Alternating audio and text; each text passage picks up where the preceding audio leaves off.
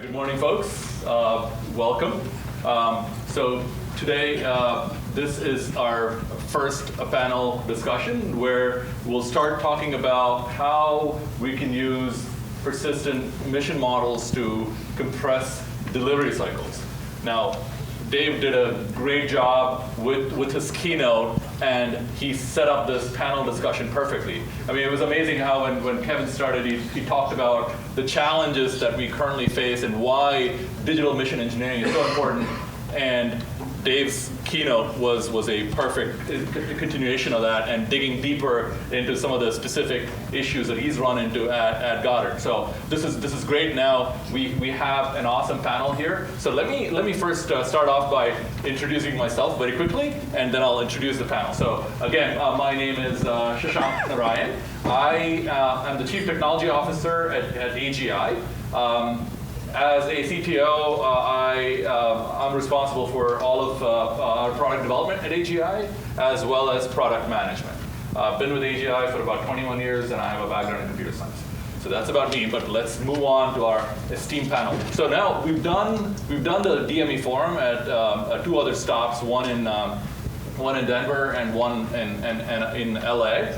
This was a couple weeks ago. And it's been great. And we've had other panel members, and the discussions have been very engaging, and we've gotten some very good feedback. So with this group here, I expect nothing less, in fact, maybe even more, based on who we have here. So why don't we get started? Why don't we get started from the extreme left?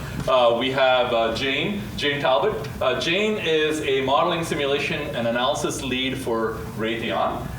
Raytheon's network-centric systems business. She's responsible for developing mission analysis capability for the network-centric systems, including planning product strategy and helping create a multi-year roadmap. So seems like a lot of engineering, but also product management, right? So that's pretty awesome. All right, next up we have Shawn McGervey. Shawn is a systems engineering transformation lead from Johns Hopkins University APL, Applied Physics Lab. He is an MBSE subject matter expert, supporting a number of programs with digital systems engineering transformation. Awesome. All right, next up we have Tony Davenport. Tony is a regional manager for North America at Phoenix Integration, one of AGI's partners, and the makers of Model Center. And he leads some of Phoenix's MBE and MBSC business efforts at Phoenix. So welcome, Tony.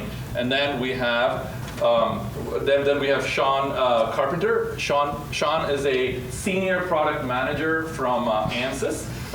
He is the product manager for the high-frequency capability at Ansys.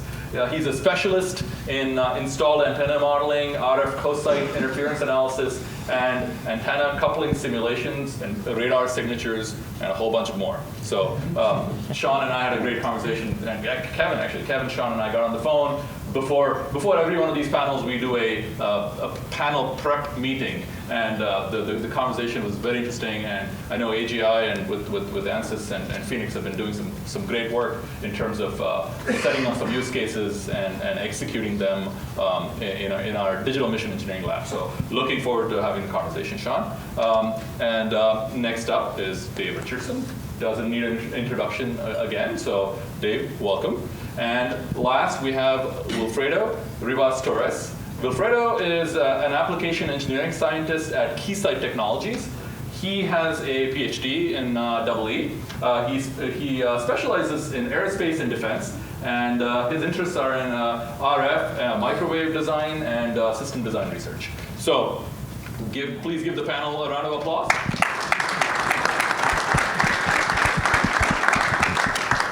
First question that I have is, given the various experiences that these panel members have had, we have representations from commercial product companies, we have NASA, we have large system integrators, we have Raytheon, so we have a good mix of different perspectives coming into this panel. So given that, let's start off talking about where have you guys seen, what is your opinion in terms of how digital mission engineering is being adopted? Talk to me about some successes and maybe some challenges. Why don't we start with you, Shawn?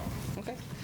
Yeah, I think there's been a lot of success in terms of adoption at the highest levels and at the lowest levels, in my opinion. I think where we're running into trouble is in the actual execution of projects, in terms of, I think there's issues in terms of the acquisition life cycle, if I can be bluntly honest. So, I think the engineers see the value of digital mission engineering and MBSE in specific in terms of improving the quality of the products, time to market, life cycle improvements, et cetera.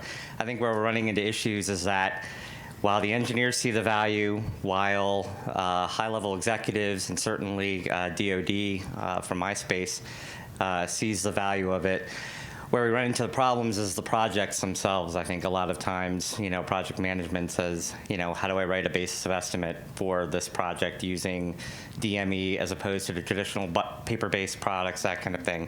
How do I assess how much to budget for integration and test versus architecture versus, and also, I'll be honest, you're not going to see, I believe, you're not going to see a lot of cost savings up front on programs.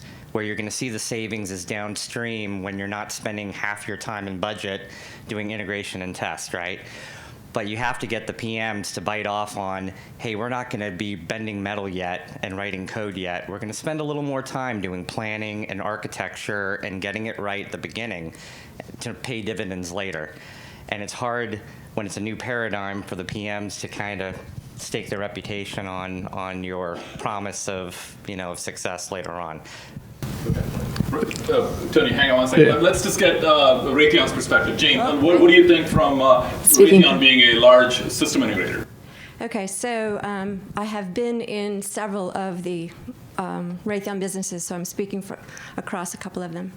So I think from a MBSE and how we build systems, it's all about the money from a commercial company like Raytheon. So the ROI and being able to show how you're going to save money or make money with MBSE, I think is a difficult hurdle. We're largely driven by what customers ask of us, what contracts read, and if they don't explicitly say, you will use, then we'll revert to the way we've always done business, which isn't MBSE. Okay, so set that aside. There are some significant initiatives where we're trying to figure out how to implement it and pull it up. And going back to some of your comments, it's basing MBSE or MBE, we call it, on top of the existing processes that Raytheon always uses. So that's a good step, and it's kind of interesting to see. But I do believe because a large business is largely driven on metrics and measures, the way we measure system engineering of the past does not relate. And so early attempts at MBE, MBSE showed that we were spending a lot of time in the upfront part of the V, and people said, oh, we're messing up, we're not proceeding. And what they didn't realize is that how we measure is different, what we measure is different. And I think we've been slow to figure out what those measures are, what they should be, and then how to measure them. And the same is true for kind of agile technologies. It's kind of a similar road. So. All right. Okay. Tony? I was just going to add that, at Phoenix, we kind of talk to a lot of different customers about MBSE and MBSE transition.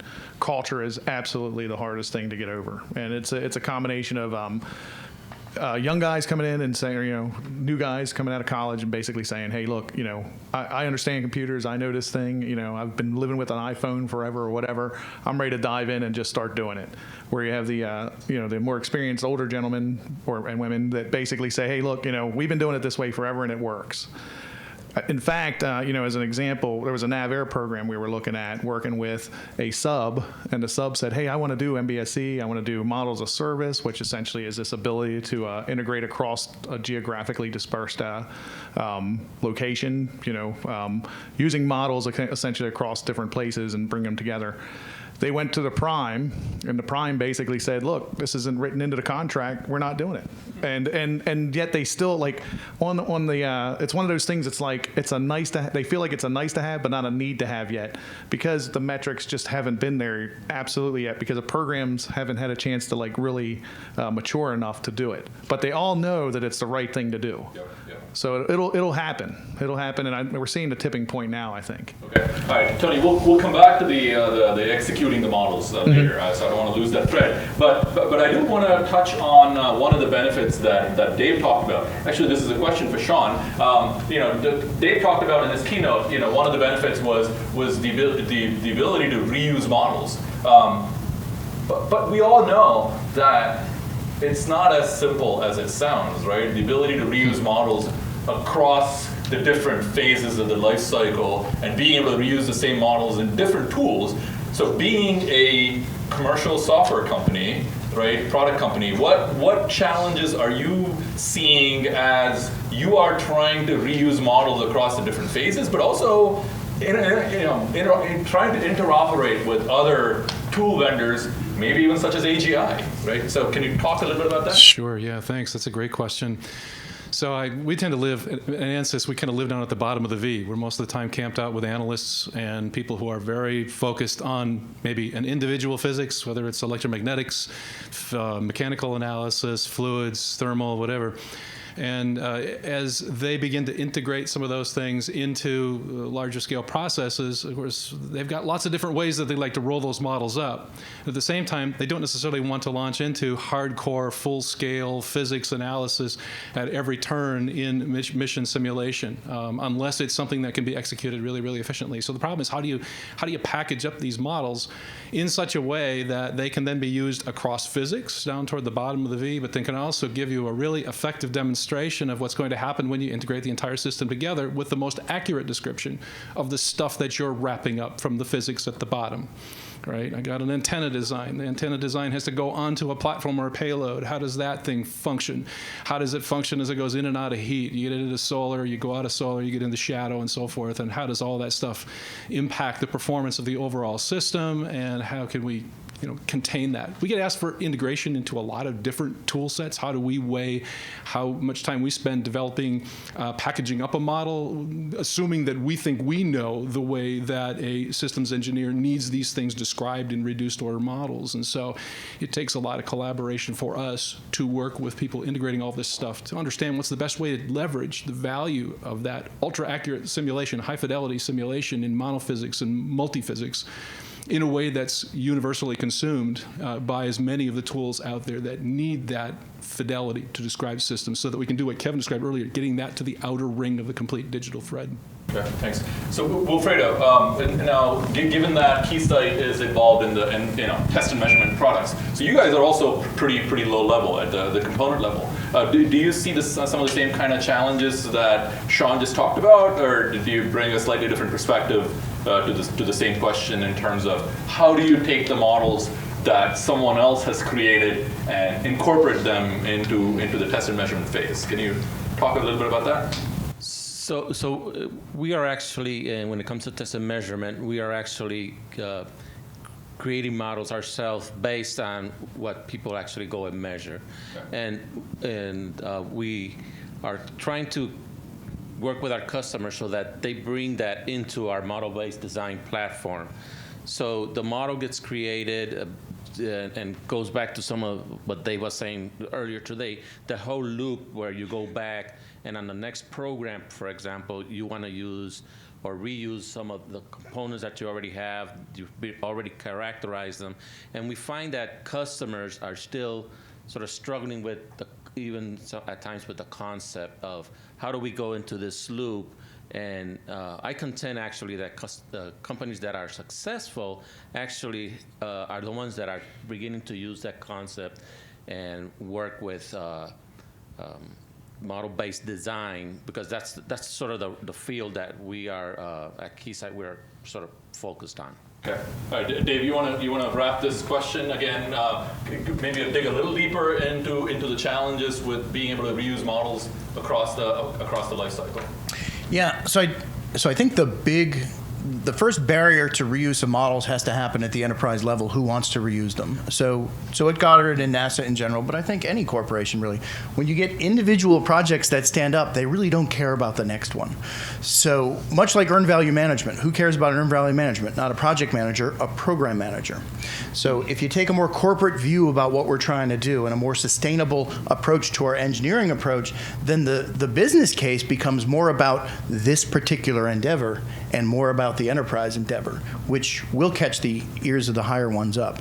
But that's forever going to be the challenge, because I think the real benefit is enterprise, even more so than individual endeavor. Okay, thanks. All right, so one of the things that happened was, after Dave wrapped up his keynote, he just walked away because none of us had any questions for him.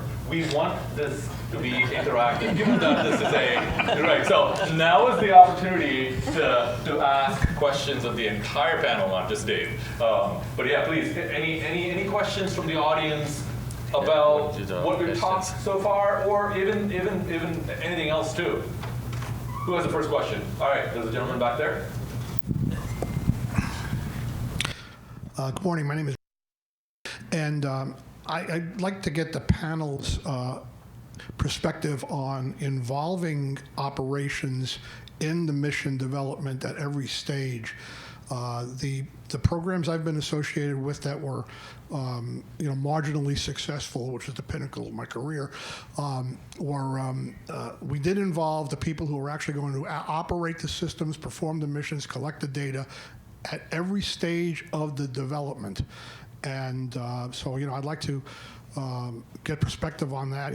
I teach courses in systems engineering, and I use NASA missions as examples. So I think NASA does it pretty well. And I'd like to hear what the rest of the people think about getting the people on the ground, the grunts at the bottom, involved right off the bat and all through the process. Yeah, Thank you. Thanks a lot. That's a great question. And just so you guys know, Kevin Flood is leading the next panel, specifically focusing on operations, and they'll dig deeper into that. And also later on, I'll try to see if we can start talking about how IoT can help from that perspective. But who wants to take the question? Go for it. I guess I'll start. Yeah, I think that's a hugely important factor, is getting folks. I mean, we call them integrated product teams for a reason, right? It should be integrated across all phases of the life cycle, and operations is certainly no exception. I remember working on a program, and it's not operations, but talking about logistics. And we were trying to put together logistics use cases at the beginning of the project, and we wanted to engage the logistics community in putting together the maintenance workflow and that kind of thing. And much to my surprise and chagrin, their response was, well, the system hasn't been built yet, so how would we come up with our maintenance workflow or anything like that? And I was like flabbergasted, like, don't you guys want to have a role in defining the requirements, defining the concept of operations or employment for this system from a maintenance perspective? Let's get you guys involved early. But I think partly their sort of frame of mind came from the fact that they weren't being involved early in the process. And I think it's an issue on the operations side too. Another program I was on, same kind of thing, when we were developing the system architecture to help drive the system requirements. This was like a major ACAT 1, and we brought in the folks in uniform and said, how do you employ this type of system, when you do your day-to-day, day in the life of your mission? And as they went through our architecture products, they're like, well, this sort of looks good. And we were like, okay, what's the problem here? Like, well, you're not in the right mission phase for this, or you never do these tasks in quite this order, or that kind of a thing. So getting that sort of stakeholder input in early, I mean, that's all part of stakeholder needs analysis, right? And operations folks, maintainers are all part of that stakeholder community. So you have to have that integrated product team. You have to roll in those inputs throughout the life cycle and carry it with you. And that's why I love the idea of a persistent mission model for that reason. I think you have to constantly look at your TPMs and how you're evaluating those TPMs in order to optimize your effectiveness measures. Okay. All right. Okay. Go ahead, Jayne. Go ahead. One comment. As a hardware engineering company, Raytheon has a lot of business.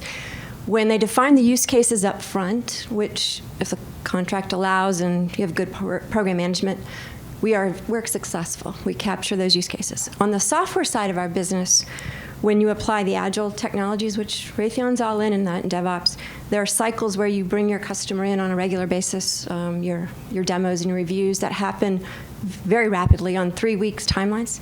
Tremendous success in developing what customers expect.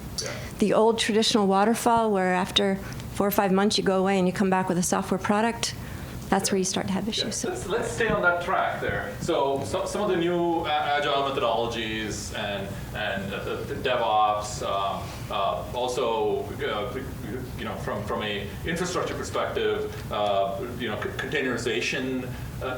These are all opportunities that are rapidly changing the landscape of digital mission engineering, right? So can you guys, why don't we start with you again, Shawn, Shawn Carpenter.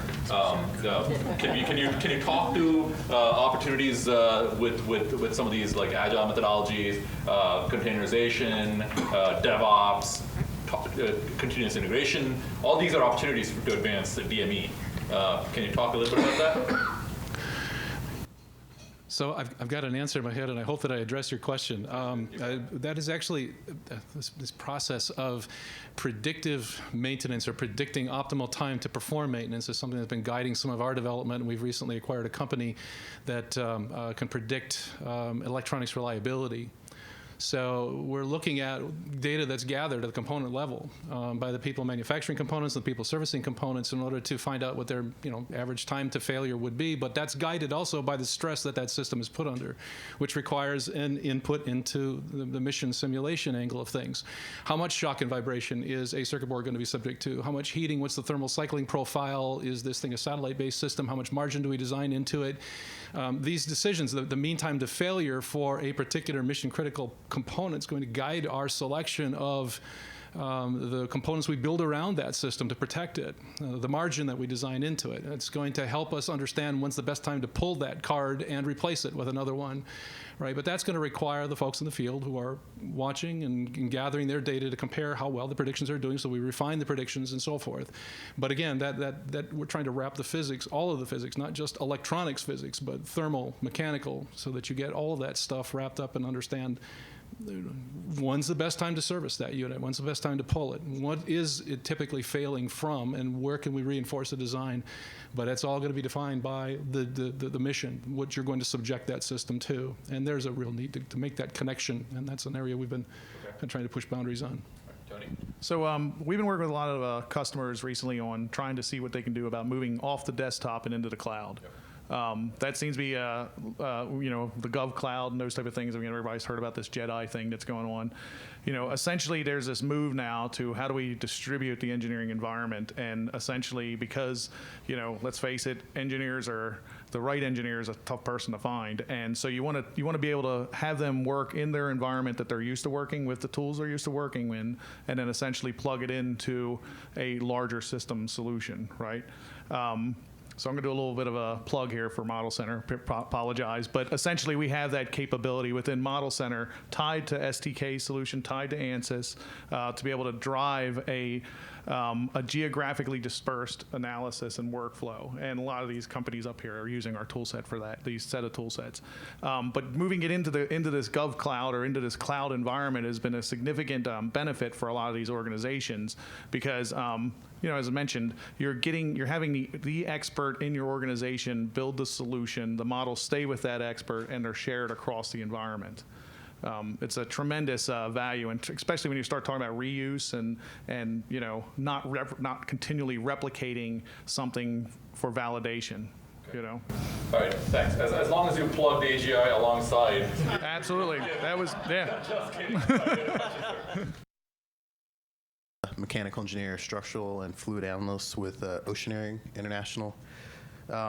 So if I understand the model-based system engineering, and this is more for David, it's you're creating a computer-based model and using that model to give you data through the engineering design process and the systems process. But does that mean that the modeler is making early-level design decisions? That's kind of a comment and a question also. Is that something that we want to happen when creating this model? Also for the Ansys guy. Right, thank you.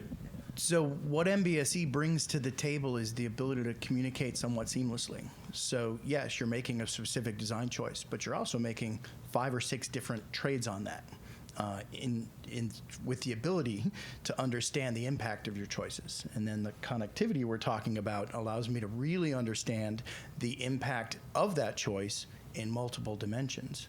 Yeah, sorry. So the question is, are you doing design in real time? And what I want to do is kind of couch that and say absolutely and.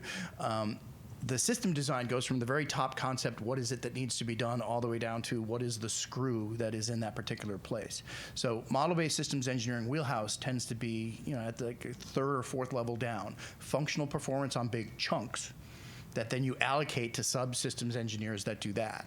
And you share that information so that you can make specific choices at the bottom and understand the impact at the top, or specific functional performance choices at the top, and then inform your whole team so that they can get back to you and say, here's the impact of that functional choice.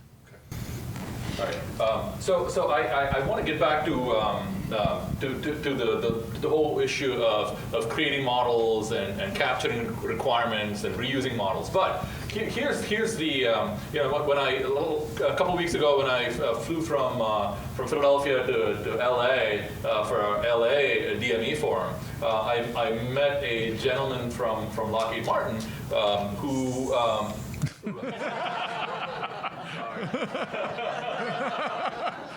Scratch that from the record. Very good. I just met a random gentleman,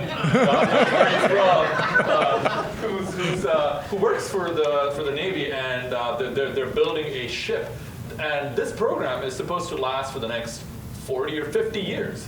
So it's one thing to talk about requirements for programs that, okay, the next 5 to 10 years. Things that are going to happen in 40 or 50 years, you have no idea what the mission is going to look like. So that just blew my mind when he was talking about planning for a platform for missions that we don't know what they're going to look like. How do we deal with that? Tony, go ahead, since you have the mic, and then we'll... All right. So, about a month ago, I guess, was at the NDIA Systems and Mission Engineering solution. And one of the concepts that came up, there was a whole session on a panel on digital mission engineering. And a piece of that panel was discussion of prototype warfare. And this is a new term to me, but ultimately and it was run by a lot of the Navy guys, in fact. And what they were requesting was essentially is we want the ability from a digital thread perspective to bring as much of the physics forward as possible, but ultimately be able to, depending on what the mission is, we want to be able to take a platform and put on that platform the specific radar systems, specific missile systems, whatever it is, run the missions, and ultimately run them over and over again to be able to optimize those missions for success. And this concept of prototype warfare is, I think, essentially what you're mentioning here, is that over time, you don't know what a boat goes in the water, or plane goes out in the airfield. Its mission will change 100,000 times over based on the particular set of circumstances that we have to manage. And anyway, it's just this ability now to digitally change these out and use various tools to be able to understand, how do we best have the mission success. Okay. Let's pass the microphone to Wilfredo. Wilfredo, it's the same challenge for you guys building test and measurement equipment, planning a product strategy that is looking way out in the future, right? So it's the same kind of challenge, isn't it? You don't know exactly how your products, what kinds of missions your products are going to get used. So how do you kind of get your arms around that? That's a very good question. So when you're trying to develop test equipment, right? You have to try to anticipate what your customer eventually needs it for. And really what we try to do, and the way we're going forward, is we're creating this platform that we believe it's going to allow us to even communicate within our own different instruments, different softwares. We actually call it Pathwave, and that's our approach to this sort of thing. So as equipment keeps, we keep developing equipment and things like that, and different softwares, we want to make sure that all these things can communicate. They have a common platform, a backbone, if you will, so that not only can we talk to our own instruments when we have to talk to other pieces of either the design, even to competitors and things like that. We want to be able to have that platform. Okay. Jayne, I thought you were going to say something about that. It's hard not to jump in. No, please go ahead. That's what this panel is for. I was going to say, much like changing missions, changing operational environments is kind of part of that. And then the world that I work in, which is defense, the threats change. The threats that we go after change in a rapid way. And long story, but we get lots of credit for how well we model the systems we build. You know, Raytheon builds a lot of stuff, and we model them well. What we don't have the ability is to model the other pieces that we play with well, that might be created by a Lockheed Martin or a Boeing, nor do we model at the same level the threats that we go after. And so some of the criticisms that we get is, wow, you nailed your radar, but what about the missile coming in? And so that challenge that we have, which gets to model sharing, because we need to be able to integrate others' models, but also awareness that in some cases that detailed level modeling has to go to things that we don't know we didn't build ourselves. So how do you model those things? That's one of the challenges. Right. Dave, can you take the same question in terms of being able to prepare, build these models in preparation for missions that you have no idea what they're going to look like? So there's a couple dimensions. I'll look at that. So the first, let's talk about what's a capability. You know, a capability is an ability to perform something, and it's got a set of physical assets that deal with it, and then workforce or people that interact with it. So if you model your systems around a capability-driven or use case-driven approach, you can always communicate to others what it's all about and how it's going to work. But then I'll flip it and say, okay, now go the other way about what does it really mean to do that and execute. So we're kind of doing it today. The James Webb Space Telescope is coming up on its 15th year of development. And, you know, you're looking at 1980s and 1990s processes that make it up. So what we've done for years is always capture that information. We've captured it in documents, and that's what I talked about. The hard part is how to go and mine that data. So we're evolving on our data and information strategies to say, I'm going to need access to this information to troubleshoot for the next 20 years, and in the case of this telescope, 40 years, 15 in development, 15 in space. So you really want to approach it, one, how do I communicate what I need to do and how I'm going to do that, but also I have to capture and manage that information over the entire life cycle in a usable way. Okay. All right, audience, yes? I think that's a great lead into my question, actually. So given this larger perspective of the primes on this model-based systems engineering and the integration of these multiple departments and teams and services, how do you foresee the inputs or the interactions of the suppliers to the primes to help enable you in this digital mission engineering? And how do we help you build these models or be successful faster using our products? Okay. All right. So, Shawn, you want to take the question? Shawn Carpenter. Sorry. Sure. No, sorry. I'll Your last name. You guys can sit further apart. scale of 1 to 14.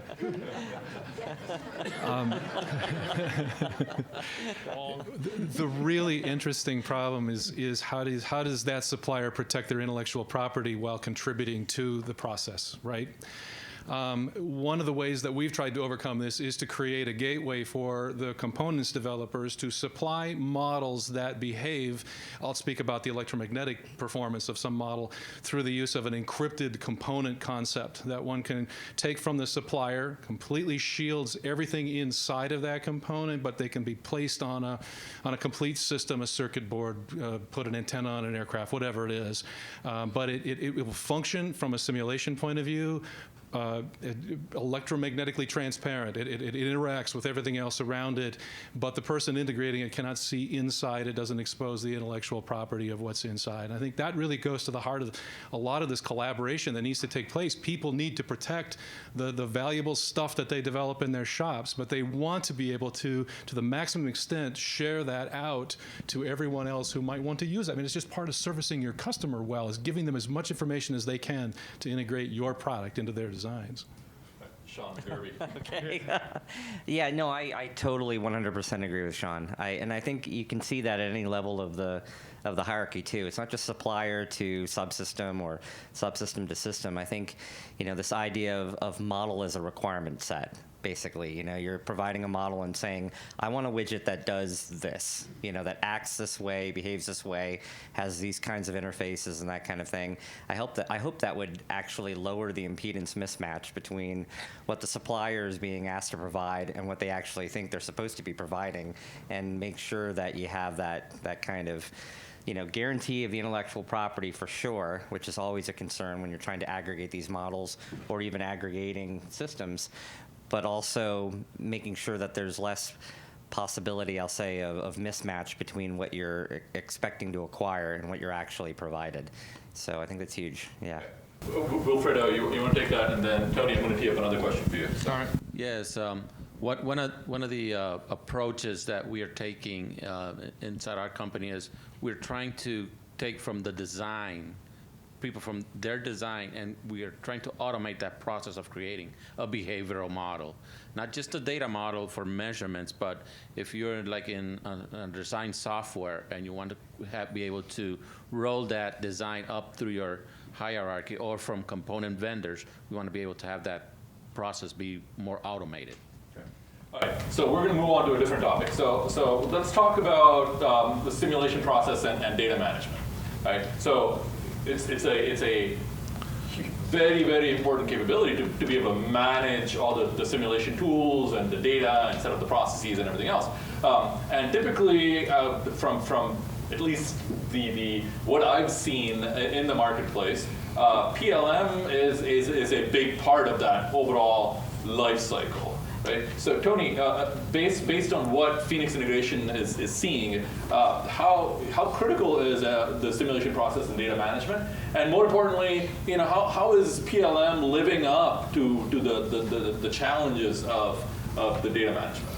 Yeah, so what we're seeing across the board is that PLM has kind of been watered down to, or really come down to like two companies, like a Dassault and Siemens. What we're finding is that companies that have gone down that path, they provide tremendous value, okay? But the challenge is that you're swallowing an elephant, and you're not necessarily getting the best tool for the job. So if you think of product lifecycle as two loops, there's this outer loop that basically takes things from it brings things into manufacturing, ERP, all that type of stuff. These type of tools for PLM are fantastic for that. There's a very controlled process that they go through. The challenge is the engineering workflow and the engineering loop. That's a much more harder piece to manage because everyone has their own favorite tool. They've either created it or they're out buying a COTS-based solution, and ultimately they become very good at that tool set. And to get them to move off of that tool set to something that fits inside of one of those two boxes is very hard to do. So, our approach at Phoenix has always been about, openness, neutrality, not having people change religions, essentially, in terms of using whatever tool they like. And then what we do is we automate, integrate, and then create a workflow from that, and then iterate that workflow, and then share that workflow by protecting IP and things like that in that black box environment so that those workflows can be shared across the organizations. All right, so it's a double loop that actually occurs, and that PLM strategy works, but you also need the flexibility to go in and work with whatever tool sets that you want to use. Absolutely, great answer. But Dave, you want to take the same question, Dave? I'll just come at it from a user standpoint, and we need it. Yeah. So in our world, we tend to be really unique systems. And what that's allowed for the NASA world to do is to pretend that we don't have to adopt best practices because we're never going to build this again, so it's going to be specific. And in the conversation we're having, we're saying, no. We're part of an ecosystem that builds a one-shot thing. But the data information management is an incredibly important part of that. And it needs to be fundamentally established at the beginning because it drives so much of the system design. So we're currently exploring at NASA, how do we play there? One of the privileges we have in the government is we get to coordinate and say, here's what I want, here's what I need. And we need private companies to come up and say, here are the solutions you get at a fair and reasonable price. So I'll just, again, support it from the use case of the user more. All right, Jayne, I know as in your role, one of your responsibilities is to set up the tools and processes and make sure that the different silos within Raytheon take advantage of the systems engineering tools. Is PLM part of that? No. Okay. Unfortunately, no. Well, I'm sure you still have an opinion. About PLM.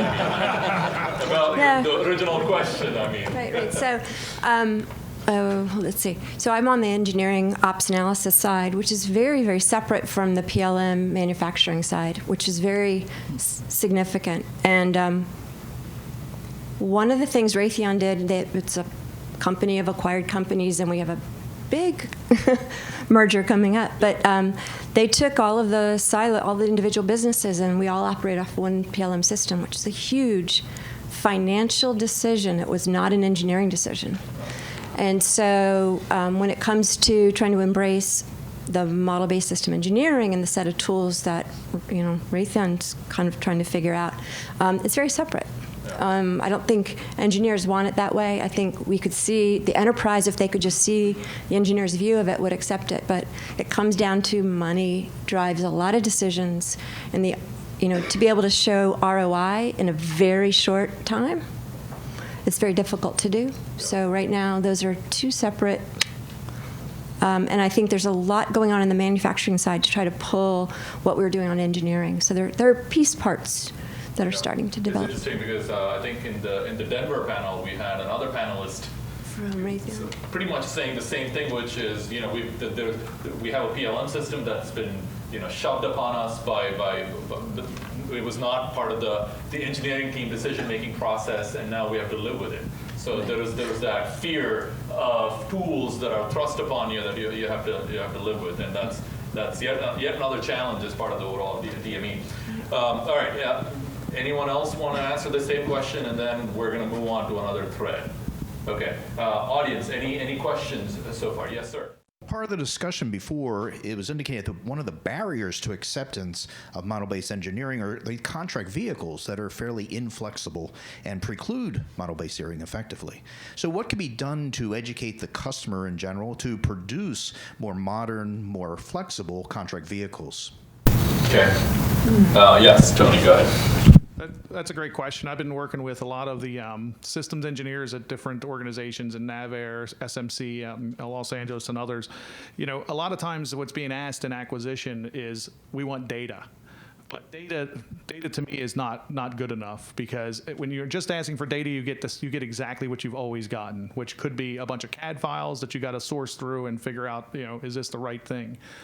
What I've been telling them more and more is that you want access to execution of models to be able to really bring MBE forward or MBSE forward. Essentially, these models are being created by the suppliers. These models are being exercised by them. What you want to be able to do is reach across the boundary there, through the firewall, essentially execute them. You don't necessarily need to see them, but you need to be able to execute them to see what the response is and make that part of your decision process. Okay, think of it just like a digital artifact is similar to a physical artifact, right? At some point, someone's going to hand you what they're making for you.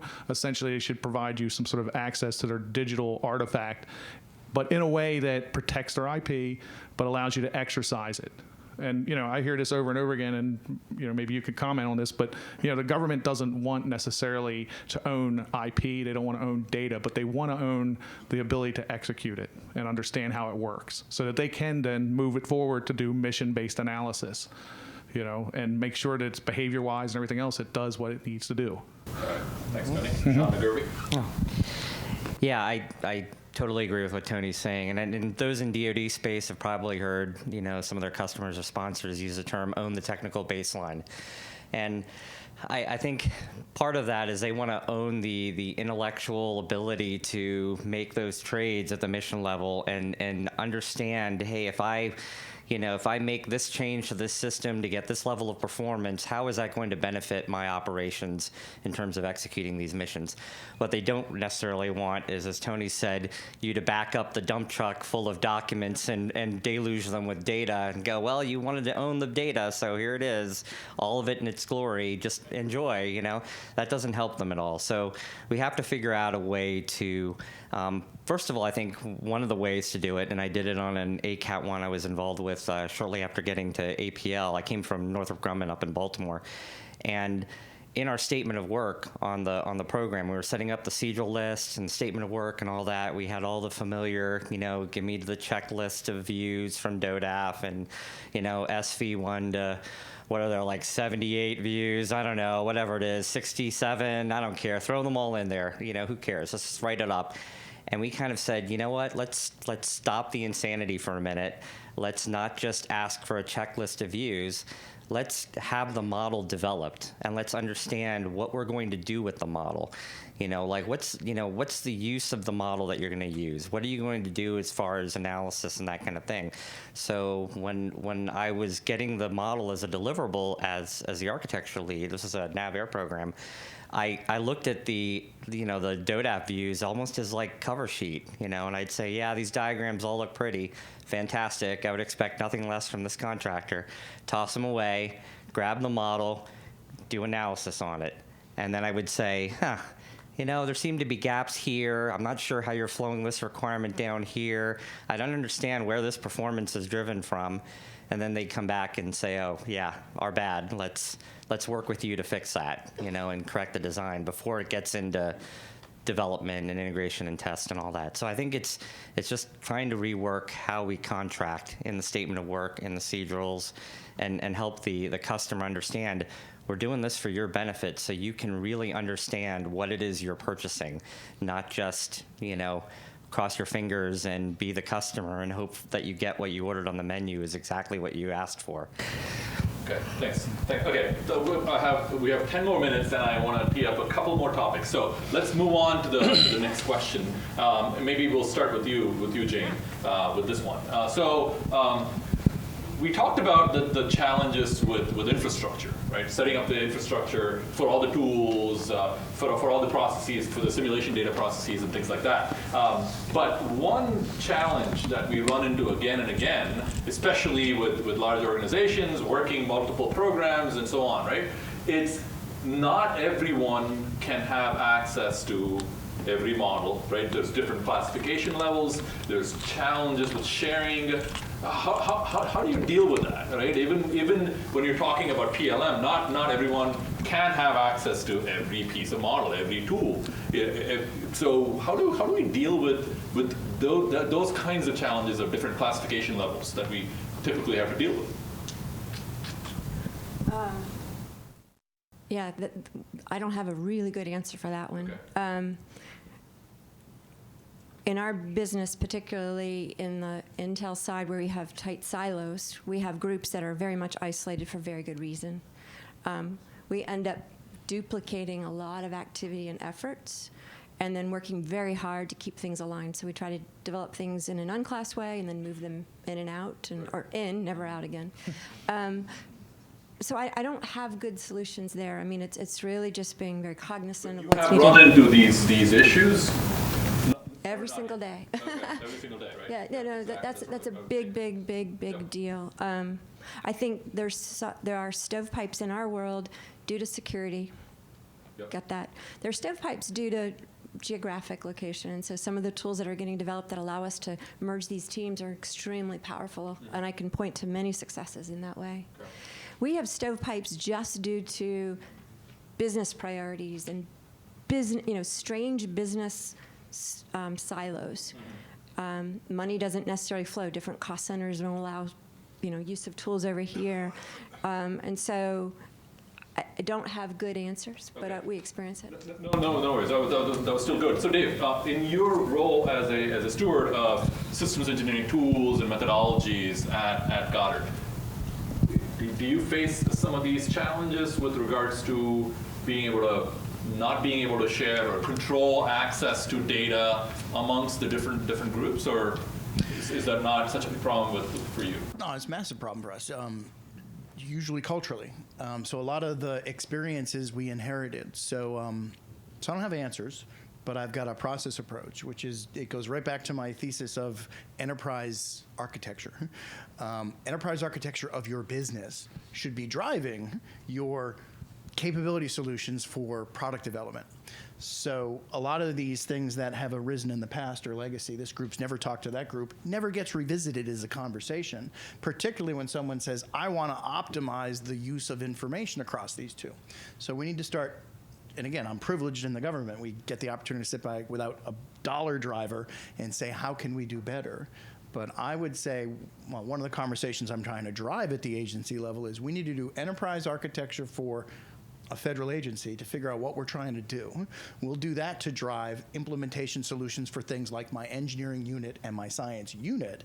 And then, and only then, can we say, when I build a widget for the science unit from my engineering unit, this is the way it's going to operate. And the opportunity is there to go back and revisit 50 years of culture and maybe start all over. So it's a daunting and big task, but we're in a different age.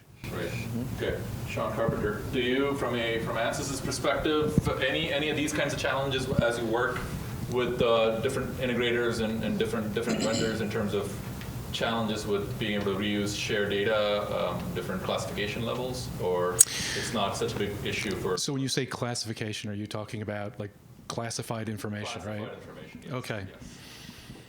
Yeah, I guess from our point of view, I guess classified models usually leads to a customer need to buy a separate license of software for every program that comes along. So selfishly, I guess for us, that's not a bad thing. Yeah. It's a massive problem to our customers, though, right? And I'm not sure how we can overcome that because it comes to the use model. It comes to whether a customer is required to or able to reuse a license for this program on that program, even in a SCIF. We have all kinds of licensing models. One of the areas we're trying to do is deploy cloud computing capabilities for our tools, and make that possible to our customers, so they have, you've got an overflow, you've got a short-term crunch on a program that needs a lot of physics run, you need to do some verification and so forth, and so you need access to a lot of computing technology in a hurry. How can we make that available to our customers who have such stringent requirements and certify the safety of a cloud computing system? And that's something that we've been grappling with and trying to work with. Can we make that available? Would a contractor even want to? Would they even be willing to take advantage of that? And in some cases they are. I can tell you, actually, the people who are the least open to that sort of thing are the people who are protecting what they consider to be the highest IP, is the chip people. People developing integrated circuits. They don't want to let those designs. The commercial chip makers are super tight on that stuff because once that mask file leaves the building and goes off into somebody's hands, it's a potential problem. So we see that. We're open to working with people on those problems so that we can help them get the most value out of the tools that they use to do this. But there are questions to be answered even above the tool level, I think, about how we can do that, how we can make the cost equation work well for everyone involved to democratize that as much as possible while protecting those assets. Anyone in the audience want to share your thoughts, your experiences with digital mission engineering with the rest of the audience and the panel? No takers? Okay. Yes. Okay. Well, we have a few people here. Why don't we start? My question is more, I'm seeing that the models, if you want to get down to the physics of them, that the level of abstraction, how much detail you have to put in there, the development of those models is going to rival the amount of actually building that system. So how do you tell management, I'm going to have to double my cost of development because I'm going to build my real thing here, I'm going to build my digital twin over here, and you're going to save money. How do we get past that? Great question. So go ahead, Tony. Why don't you take it? Start. So that's a great question, Russ. And what we see in our company is that depending on if a company decides very upfront that they want to do reuse, right? There are certain components and things that they build that they essentially build it for reuse, and by doing so means that the next layer up. Like maybe it's boards in a box, right? Let's build the boards in a way that they can be reused. Now the box, whatever box we're putting them in, that might be specialized. So essentially it's a commitment from upper management, from the engineers to say, hey, look, we want to build for reuse. And then the amount of doubling of work is minimized. The other aspect of it is, from our perspective, I'd mentioned that workflow that gets created in the integration and automation of models. We can take any of those workflows and create a response surface from them to minimize the amount of times that, say, a CFD analysis has to be run. Maybe you run through it 1,000 times up front, but then you never have to rerun it again because you have a multi-dimensional table that you can interpolate data off of and use that as part of information that's passed on to another discipline or whoever needs to consume that information. Okay. Do you have a follow-up, I guess? Yeah, all those examples are stuck within that given abstraction. Well, you said build something and we'll reuse it in the real world. Build something in the digital twin and we'll reuse that in the digital twin world. There's no crossing there, so you still have double going on in that case. Yeah, I mean, ultimately you are going to have a doubling of efforts initially, right? But it's if you take that forward, and that's why I'm saying it's got to be from a management perspective, right? That hey, we're gonna basically walk that forward to the next round. And if you think about most companies don't do invention; they do innovation of product, right? So a company that starts building a cell phone, a lot of the chips and boards and everything on that cell phone, they've likely modeled at least once. Now they're gonna maybe make a new cell phone that's only gonna have some changes to it, not entirely brand new. Yeah. So I know Kevin in his panel is going to talk about how IoT can sometimes help with capturing data from the real world and informing the models that are being developed during the design phase. So why don't we let Kevin tee that off in his panel discussion. I have one last topic. How many minutes do we have, Dave? Two. Okay. All right. Well, 2 minutes it is. Right. So one of the things that I wanted to talk about was behavior modeling and execution. When Dave and I talked on the phone, and I think Dave mentioned during his keynote as well, was as soon as you start talking behavior, there's a lot of conversations happening, right? So now with SysML, you can model, you can create use case diagrams, you can do activity diagrams, state machine diagrams. How important is it to be able to capture behavior, and more importantly, being able to execute behaviors, right? So Dave, why don't we start with you?